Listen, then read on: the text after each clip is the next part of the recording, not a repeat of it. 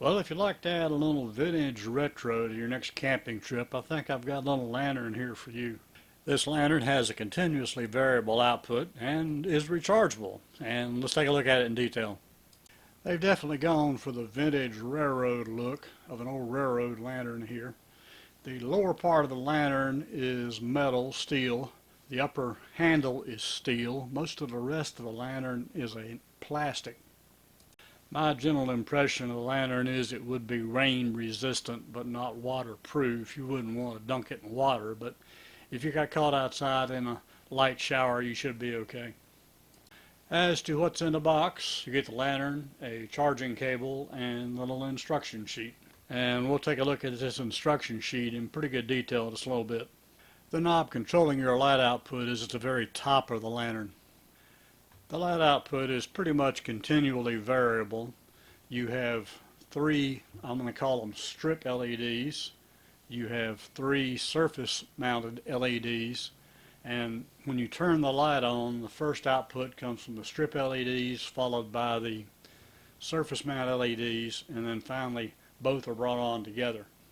On one side of the top of the lantern you have your charging ports, both an output port and an input port. The input port is USB-C. The output port is a standard USB connector and should be good to charge your cell phone or other device. And we'll take a look at that in a little more detail later on too. On the other side of the top of the lantern we have the charge indicators and the charge status indicators. And we'll take a look at how these work in a little more detail just a little bit further along in the video. Here's a quick look at the little one-page user manual that comes with the light. Note that it's basically ABS plastic and steel. Now I'm going to take a little quick look at charging the light. In this case I've got the supplied USB-C cable connected up to the lower USB-C port, and I'm going to charge the light using an iPhone charger. Note that the flashing LEDs here indicate the light is not fully charged just yet, and it will be charged in just a few minutes. After a few minutes I've got four solidly on blue LEDs indicating the little light is fully charged. Here I'm doing a ramping demo. I'm going to just turn the light on slowly, ever increasing the knob just a little bit to show how the light responds. Note again the three strip LEDs. Then you get the surface LEDs, and finally they both come on together. Note that in this section of the video, in the interest of time, I am time compressing this section of the video. It is approximately twice as fast as it would be normally. Time to take a look at the emergency phone charging portion of the light. And what I'm going to do is plug my lightning cable into the top port, which is already plugged into the iPhone 12. And as you can see, the iPhone responds quickly, indicating that indeed it's being charged by the light.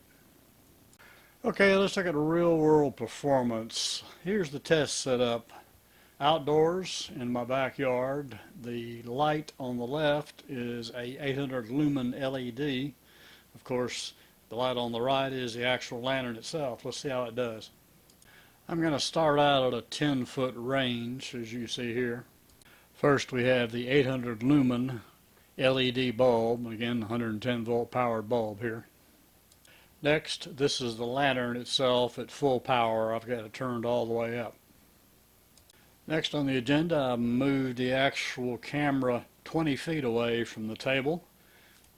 And finally, here's our lantern at 20 feet. Well, that wraps this one up. Hope you definitely found this one interesting and useful. If you did, definitely consider giving me a like and definitely consider subscribing. I've definitely got a few more videos coming along the way. Several I believe you're going to want to see. So take care, y'all. This here's the engineer on the side. We be gone.